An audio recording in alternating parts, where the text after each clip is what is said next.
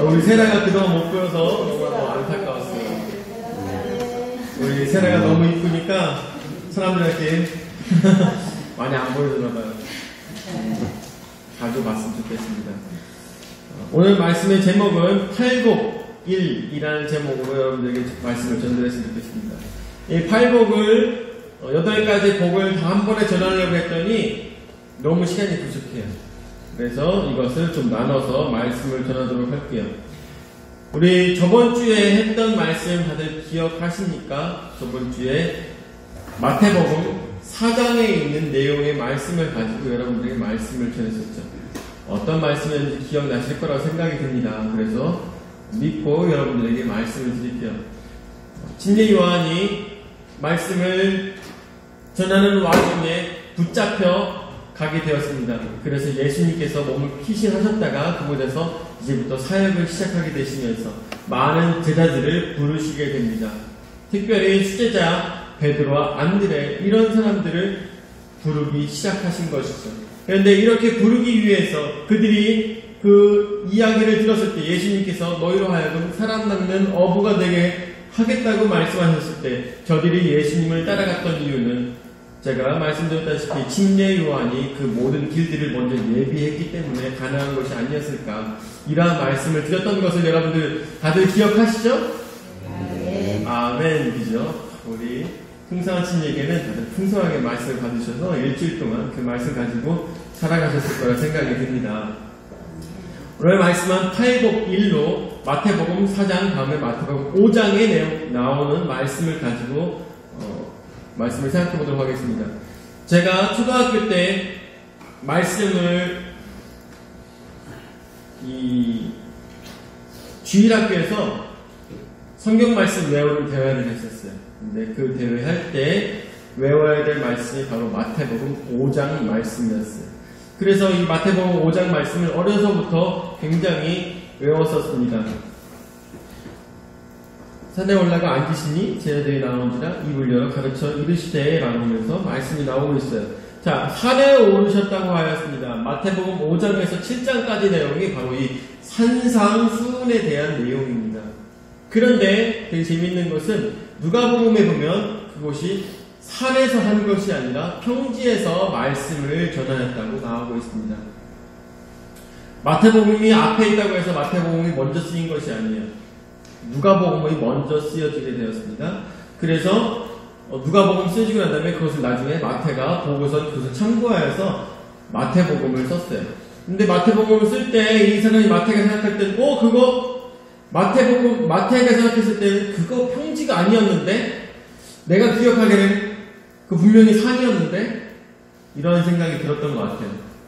네, 들었던 것 같아요. 그래서 산에 올라가 앉으시니 제자들이 나온지라 라고 했어요. 그래서 산에서 말씀을 전하였다고 마태는 적고 있습니다. 그런데 누가복음에서는 이것을 평지복음이라고 합니다. 평지에서 말씀을 전했다고 해요.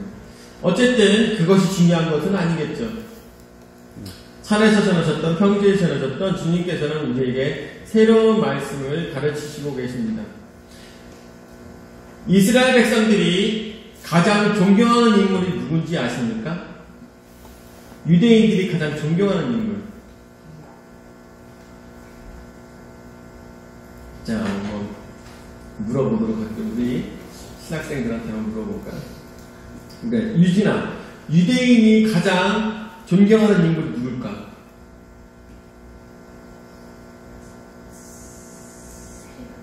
세례 요한.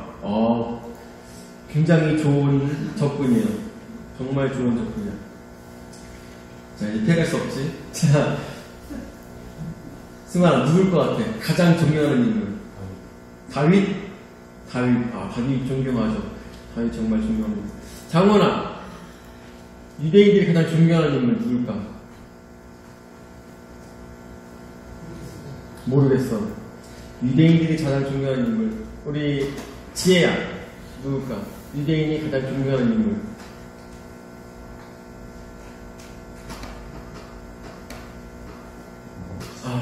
모르겠어요.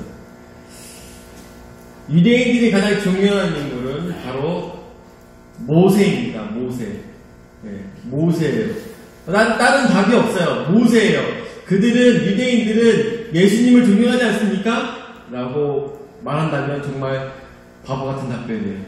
유대인들은 예수님을 존경하지 않아요. 그들은 모세를 가장 존경합니다.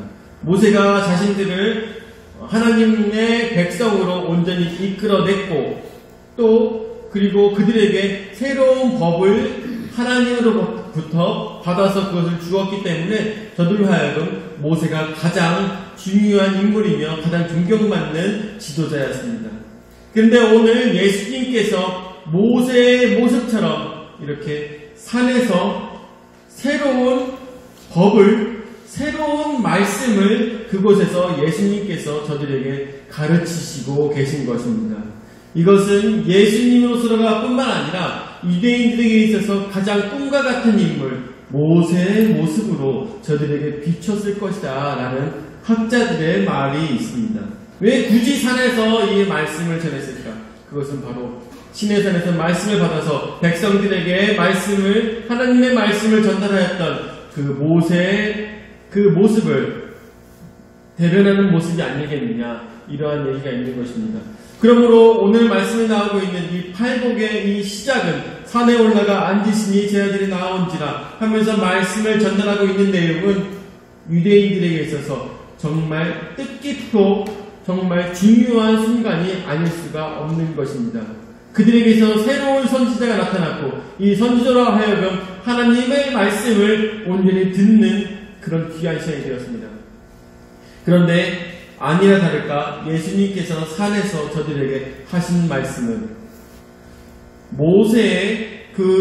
모세가 받았던 그 율법보다 더 중요한 말씀을 오늘 팔복을 통하여서 우리에게 전달하고 계신 것입니다. 이 말씀들이 어떠한 말씀인가 우리가 눈여겨보시면서 큰 은혜가 되셨으면 좋겠습니다. 아멘. 첫 번째로요, 심령이 가난한 자의 복에 대해서 우리가 같이 생각해 보도록 하겠습니다.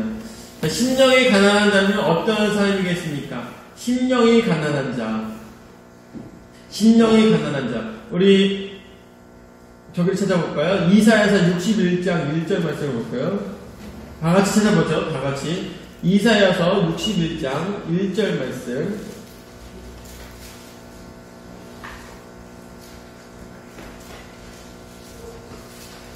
이사야서 61장 1절 말씀.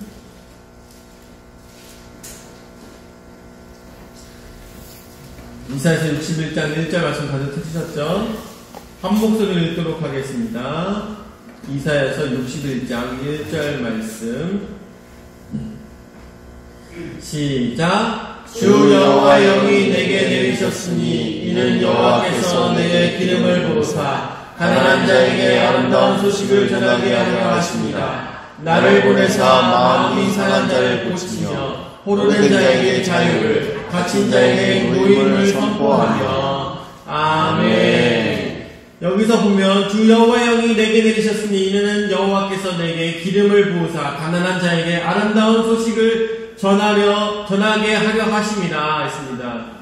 여기서 누구라고 했습니까? 여호와께서 내게 기름을 부으사 여호와께서 그에게 권능을 주셨다는 것입니다. 하나님께서 그로 하여금 하나님의 일을 맡기셨다는 것입니다. 그래서 누구에게 다가갔다는 것입니까?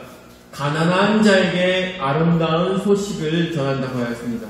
가난한 자에게. 오늘 마태복음 말씀에 심령이 가난한 자에게 복이 있다고 하고 있습니다. 심령이 가난한 것은 무엇일까요? 누가복음에 나오고 있는 평지복음에서는 가난한 자에게 복이 있다고 나오고 있습니다. 근데 이 마태는 거기에 심령이 가난한 자라고 덧붙여서 쓰고 있어요. 그렇다면 심령이 가난한 자는 어떠한 사람들일까요? 우리가 아까 말씀 나왔던 이사야서 61장 1절에 나오고 있는 가난한 자는 어떠한 사람들일까요?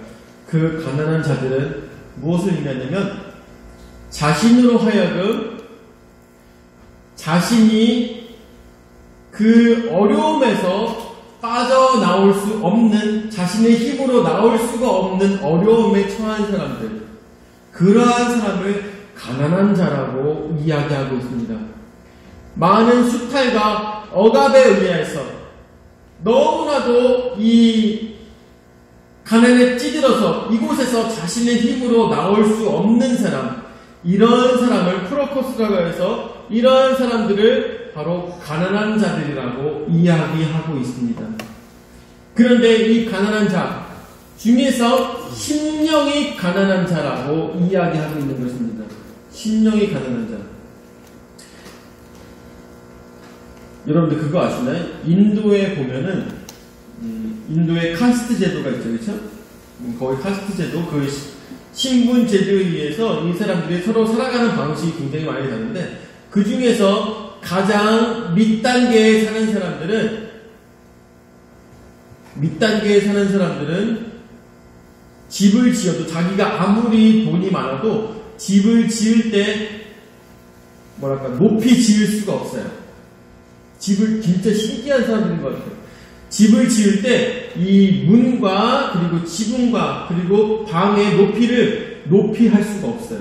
그래서 그 사람들은 집에 들어가고 집에 앉아 있을 때도 언제나 고개를 숙이고 들어가야 됩니다.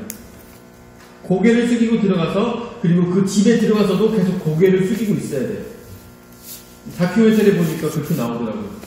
그 사람들은 아직도 그렇게 살아가고 있어요. 인도 사람들은. 그런데 재밌는 것은 그 인도 사람들 중에서 가장 하층민 계급은 해외여행도 갈 수가 없습니다. 왜냐하면 여권이 그들에게는 발급이 되지가 않아요. 그들은 아무리 저들에게 능력이 있고 아무리 머리가 좋고 아무리 아는 것이 많고 뛰어나다 할지라도 저들은 그 가난하고 천한 신분에서 벗어날 수 있는 방법이 없어요. 방법이 없어요. 그냥 그렇게 태어났기 때문에 천한 신분이기 때문에 그냥 그렇게 살아야 되는 것이 바로 인도 카스트 제도의 가장 하층민 계급의 사람들인 것입니다. 이 사람들 보면서 야 이렇게 아직도 이렇게 살아가는 사람들입니다. 이 카스트 제도 다 끝난 거 아니었나? 이렇게 들었는데 아직도 그렇게 살아가는 사람들이 있어요. 그 사람들 보면 정말 불쌍하죠. 그 사람들은 어떻습니까? 정말 억압에 의해서 다른 사람들의 눌림에 의해서 저들은 벗어나려고 해도 벗어날 수가 없는 그 수렁에 빠져있는 사람들의 모습이 저들로 하여금 보이게 되었던 것입니다. 그런데 이것은 마치 오늘 말씀에 나오고 있는 심령이 가난한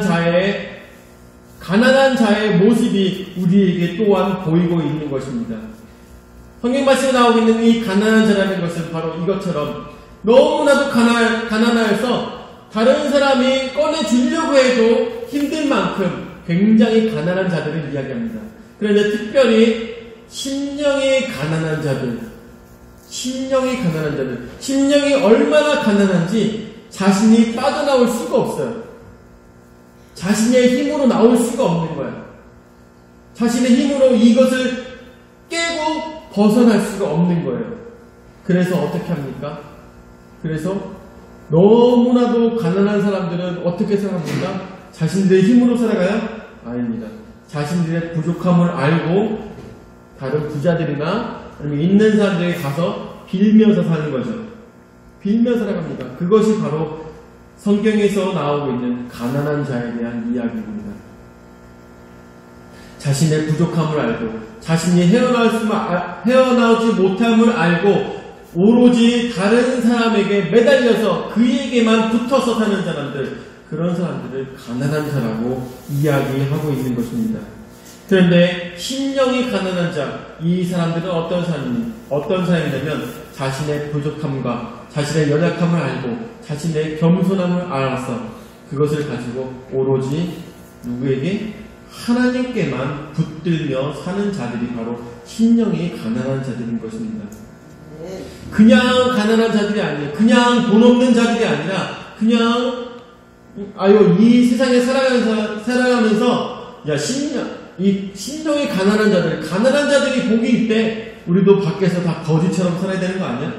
이런 것이 아니라 바로 심령이 가난하여서 내 힘으로 인하여서 이것을 벗어나는 것이 아니라 바로 하나님만 온전히 붙들며 그분께 자신의 삶을 의지하는 사람, 그 사람에게 복이 있다는 것을 우리에게 말씀하여 주는 것입니다.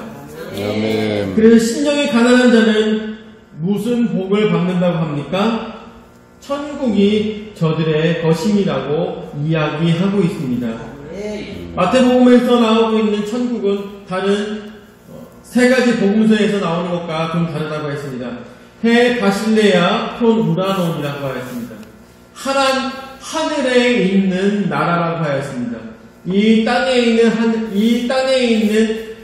나라가 아니라 하늘에 있는 나라. 어떤 나라? 하나님께서 통치하시는 나라에 그 사람이 그곳에 백성이 된다고, 그런 복이 있다고 이야기하고 있는 것입니다.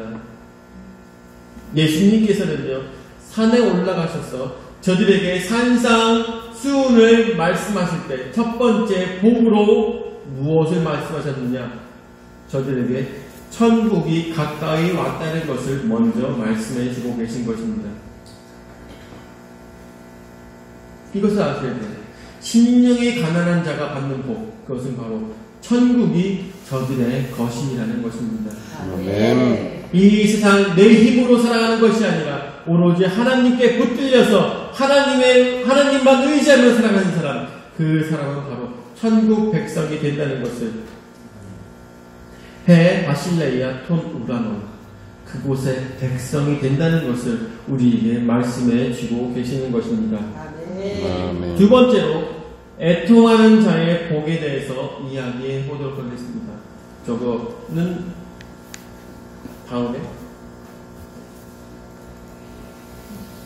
애통하는 자의 복입니다.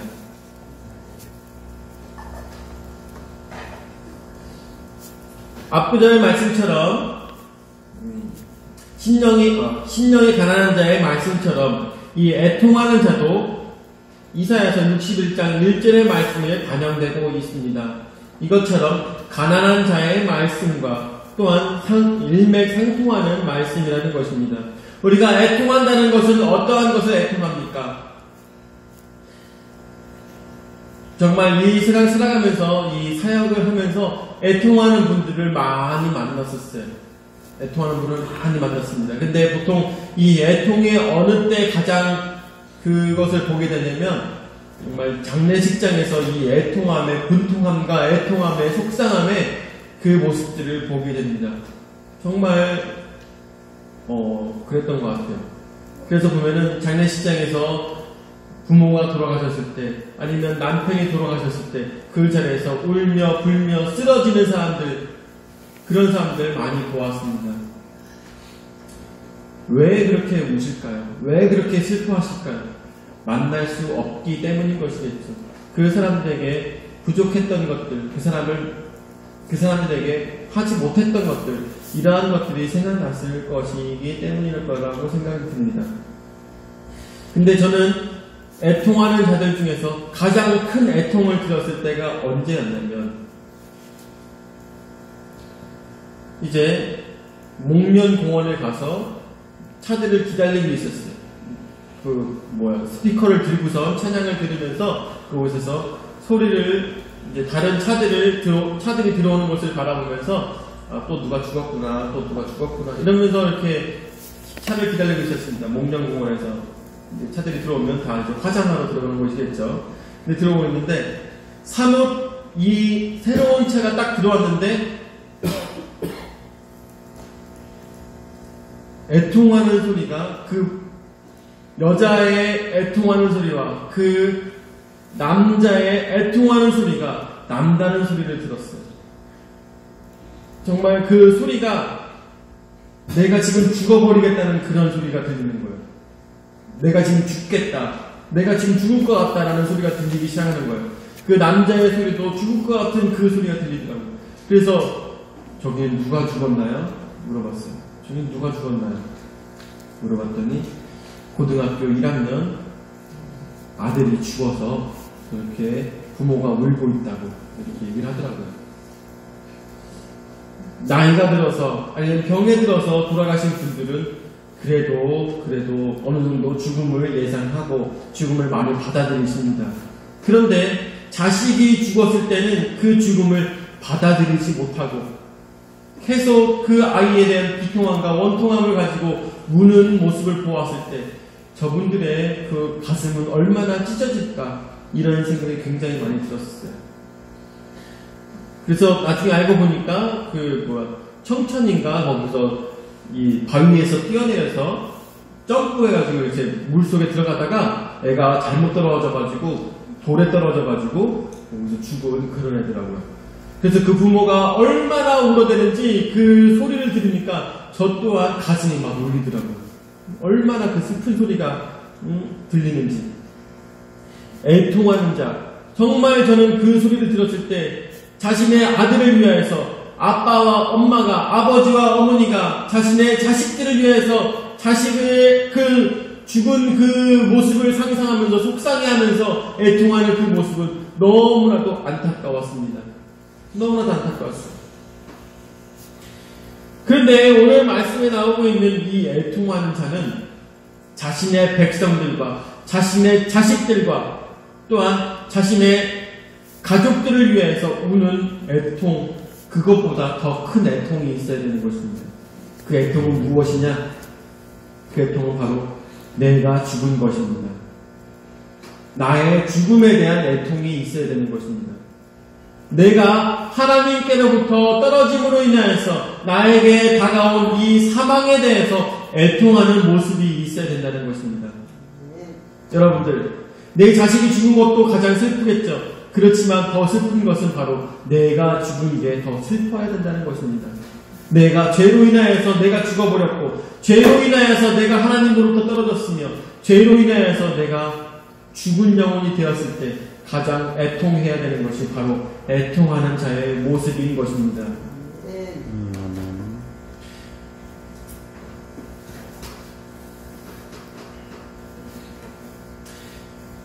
자신에게 하나님의 의가 없음으로 인하여서 애통하며, 자신에게 다른 사람을 사랑하지 못함에 의해서 애통하며, 자신에게 부족함이 있음을 알고 애통하며, 자신에게 하나님의 사랑이 없음을 가지고 애통하며, 또한 자신에게 예수 그리스도의 구원이 없음에 대해서 애통하는 모습이 있을 때, 그리고 애통하는 것뿐만 아니라 자신의 죄를 내려놓고 내가 이제까지 예수 그리스도를 모르고 살았나이다, 내가 이제까지 나의 창조주이신 하나님을 모르고 살았나이다 하는 애통함이 우리에게 있어야 된다는 것입니다.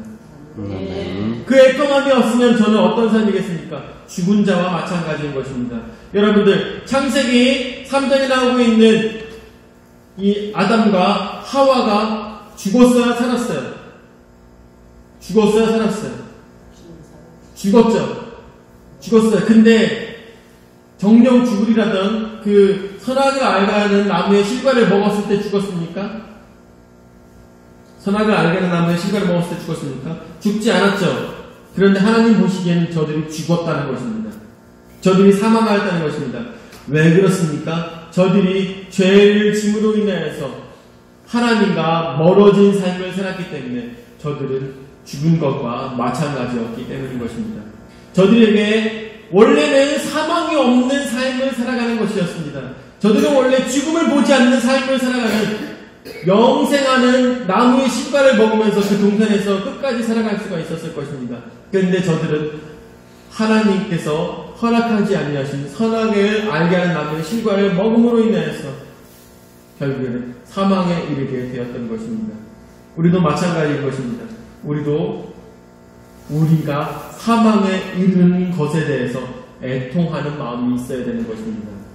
아멘. 그래서 그 사망에 대해서, 나의 사망에 대해서 애통하는 자, 이것을 깨달아 아는 자, 자신의 부족함을 깨달아 아는 자, 이 자에게는 어떠한 복이 있다고 말씀하고 있습니까?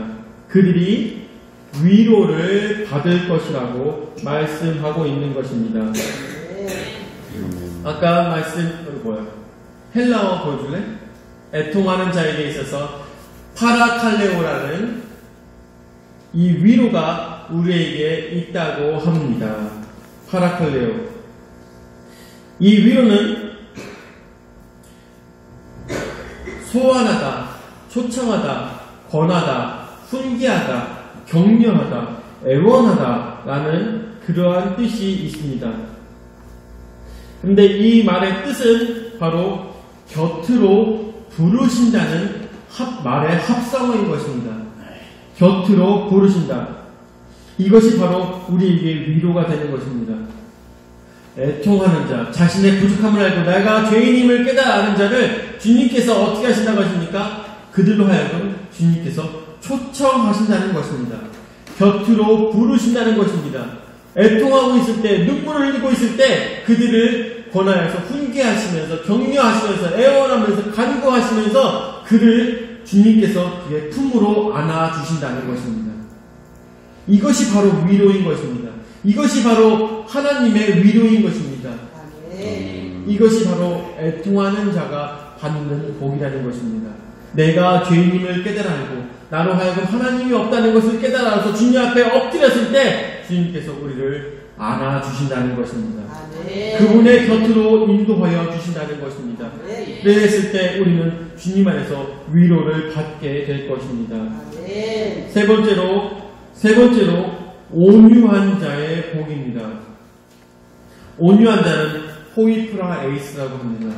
온유한이란 말은 시편 36편 11절에 말씀에 나오고 있는 것과 마찬가지인데, 이 온유하다는 것은 그 사람으로 하여금 아무리 힘들고 어려움을, 고통을 오래 참음으로 인하여서 나타나는 온유, 힘들고 어려움을, 고통을 다 참음으로 나타나는 온유. 여러분들 그런 거 아시나요? 마음이 평안한 사람들이 있습니다. 마음이 평안한 사람들, 왜 그 사람들 마음이 평안한 줄 아십니까?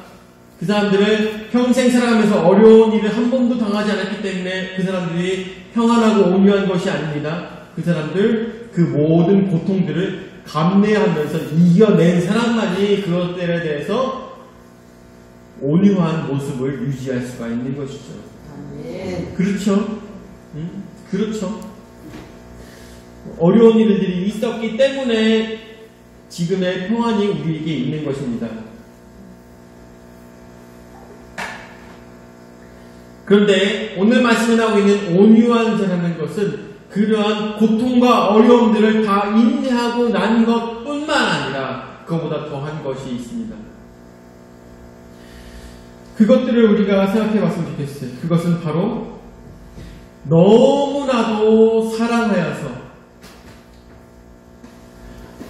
자신을 돌보지 않고 사랑함으로 인하여서 저에게 당하는 고통이 있습니다.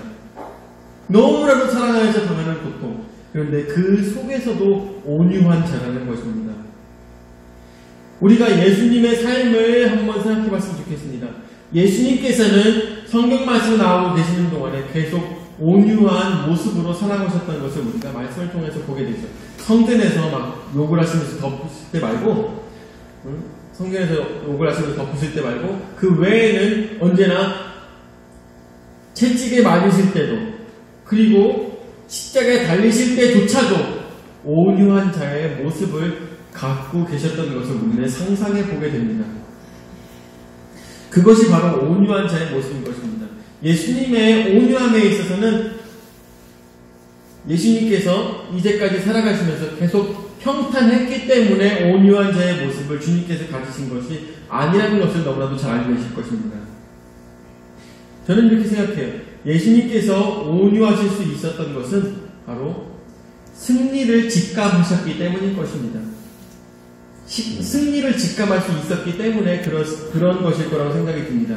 여러분들, 아무리 이제 저하고 만약에 지혜하고 가위바위보를 짜요. 지혜하고 저하고 가위바위보를 막 짜.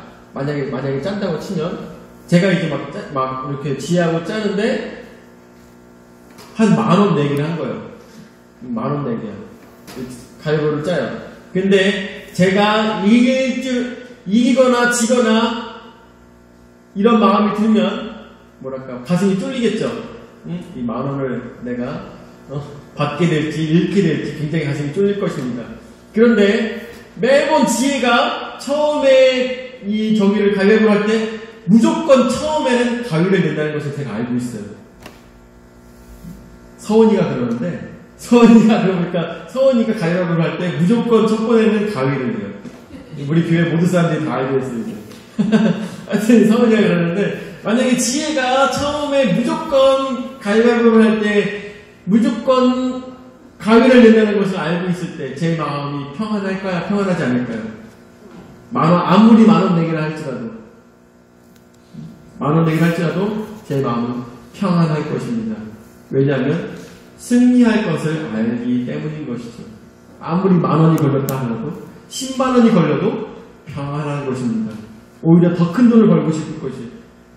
지혜야, 우리 500,000원 걸고 할까? 가위바위보? 그래서 얘기를 할 것입니다. 승리를 알고 있다면 어떠한 상황에 있을지라도 우리는 온유한 사람이 될 수 있다는 것입니다. 예수님께서는요, 그 모든 어려운 고통들을 감내하시면서도 온유한 모습이 있으셨습니다. 뿐만 아니라 우리에 대해서 자신이 당하는 모든 고통을 감내하시면서도 우리를 사랑하시면서도 온유하셨던 모습이 있었습니다. 그것은 왜 그렇겠습니까? 승리를 아셨기 때문인 것입니다. 승리를 아셨기 때문에 그분에게 그러한 모습이 있었던 것입니다. 여러분들은 승리를 직감하십니까? 이것은 돌려 얘기하면 여러분들에게 구원의 확신이 있습니까? 라고 물어보는 것이에요. 여러분들 승리의 확신이 있으십니까? 여러분들에게 구원의 확신이 있으십니까? 아멘하는 자에게 구원이 있기를 예수 이름으로 축원을 드립니다. 이럴 때는 억지로라도 아멘을 하셔야 돼요. 내가 지금 구원을 받을까? 막 이런 마음이 있어도 절대로 아멘이라고 대답하셔야 됩니다. 구원의 확신이 있으십니까? 아멘. 우리 세라야, 너 세라는 구원의 확신이 있니? 아멘 해야지. 잘 모를 거야, 아직 성경 공부를 같이 못 해봤어요. 여러분들, 구원의 확신이 있어야지만 됩니다. 왜 그렇습니까? 우리는 예수 그리스도에 인하여서 승리하였기 때문인 것입니다. 그런데 그에게 복이 있다고 했습니다. 그 복이 무엇이라고 했습니까? 땅을 기업으로 받게 될 것이라고 이야기하고 있습니다. 땅을 기업으로 받게 됩니다. 땅을 기업으로 받는다는 얘기가 도대체 무슨 얘기일까? 이 이야기가 창세기에도 나오고 있는데 창세기에서도 땅을 기업으로 받은 사람이 있어요. 누군지 아십니까? 누군지 기억나십니까? 땅을 기업으로 받은 사람? 창세기에서 땅을 가장 많이 받은 사람이 있는데 그것은 바로 아브라함이었습니다. 하나님께서 아브라함에게 그가 보는 땅을 다 하나님께서 주신다고 말씀하셨습니다. 그런데 굉장히 아이러니하게도 아브라함은 땅을 한 번밖에 안 샀어요. 땅을 한 번밖에 사지 않았어요. 그런데 하나님께서 그 땅을 다 아브라함에게 다 주신다고 하였습니다. 어떻게 된 걸까요? 아브라함은 땅을 한 번밖에 사지 않았어요. 무슨 땅을 샀어요? 막벨락을 산 것밖에 없죠, 그렇죠? 자기가 죽을 땅밖에 살지 않았습니다. 자기가 죽을 땅밖에 사지 않았어요. 자기에게 허락된 땅은 결국 자기가 산 땅 그거밖에 없었습니다. 그런데 하나님께서는 그가 보는 모든 땅들을 그에게 허락하여 주신다고 말씀하셨습니다. 바로 이것에 비밀이 있는 것입니다. 아브라함이 얻은 땅은 막벨라 굴 그것만 있는 것이 아니에요. 어디에 땅이 있습니까? 바로 하늘나라에 땅이 있는 것입니다. 그러하여금 하나님께서 주신 기업은 이 땅이 아니라 이 지구에 있는 땅을 하나님께서 허락하여 주신 것이 아니라 그에게 더 큰 땅, 더 위대한 땅, 더 큰 기업을 그에게 허락하여 주신 것입니다. 그것이 바로 천국을 그에게 허락하여 주신 것입니다. 이것은 아브라함에게 내려진 가장 특별한 은혜였고 아브라함의 자손들에게 이루어진 가장 아름다운 약속이었던 것입니다. 하나님의 말씀을 따르는 자에게 그에게 기업을 허락하여 주시고 그에게 그 기업을 통하여서 하나님의 땅인 것을 알게 되었던 것입니다. 이 땅에서는 우리가 아무리 땅을 갖는다 하더라도 내가 죽으면 그 땅 누구 거예요? 다 나눠줘야 되는 거예요. 내가 죽으면 국가로 가든 뭐 해야 됩니다. 그런데 하늘에 있는 나의 땅은 무엇입니까? 하늘에 있는 나의 땅은 영원히 없어지지 않는 나의 영원한 기업이라는 것입니다. 하나님께서 우리에게 주시는 땅, 아브라함이 받은 복이 바로 그것입니다. 오늘 말씀 나오는 것처럼 온유한 자가 받는 복이 있다고 하였습니다. 이 온유한 자가 받는 복, 바로 예수 그리스도, 그분을 믿음으로 인하여서 얻게 되는 그 땅, 모든 어려움을 감내하고 이겨내고 이 신앙생활에 있어서 자신이 승리를 직감하며 온전히 온유할 수 있는 그 사람에게 주어지는 땅, 그 땅은 무슨 땅입니까? 바로 하늘에 있는, 천국에 있는 그 땅이 여러분들의 기업인 것을 믿으시기 바랍니다. 우리 모두 함께 그 땅을 이어받아야 될 것입니다. 오늘 말씀을 마무리 짓도록 하겠습니다. 8복 1번부터 3번까지 말씀을 보았습니다. 심령이 가난한 자라고 하였습니다. 심령이 가난한 자는 어떤 사람이었습니까? 자신이 벗어날 수 없음으로 인하여서 하나님을 온전히 믿는 자, 하나님만 온전히 따르는 자, 그에게 복이 있다고 했습니다. 애통하는 자가 어떻다고 했습니까? 애통하는 자는 자신의 죽음과 자신의 부족함을 알고 깨달아 알고 자신을 위하여서 기도하며 울면서 애통하는 자, 자신이 죄에 빠져 있음을 깨달아 알아서 주님 앞에 나아오는 자, 그에게 주님의 위로가 있다고 말씀하여 주시는 것입니다.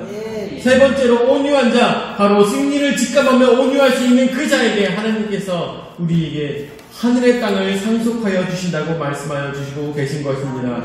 여러분들, 우리가 받아야 될 복은 이 땅에 있는 것이 아닙니다. 우리가 받아야 될, 우리가 누려야 될 복은 이 땅에 있는 것이 아니라 바로 하늘나라에 있는 것을 믿으시기 바랍니다. 우리는 그 복을 믿으며, 그래, 이 땅에서 누리는 복은 다만 허상일 뿐이야. 내가 진정 누려야 될 것, 내가 진정 받아야 될 것들은 바로 하늘에 상급이 있다는 것을 기억하시면서 오늘도 승리하며 살아가시는 여러분들 되시기를 예수 이름으로 축원을 드립니다. 아멘. 사랑의 주님을 하사날 감사를 드립니다. 오늘도 저에게 말씀 허락하여 주셔서 말씀으로 깨달을 수 있도록 인도하여 주심을 감사드립니다. 주님께서 진정 저희에게 팔복을 말씀하시면서 궁극적으로 우리에게 말씀해주고 싶으셨던 것은 바로 천국이 우리에게 도래했다는 것을 말씀해주고 계십니다.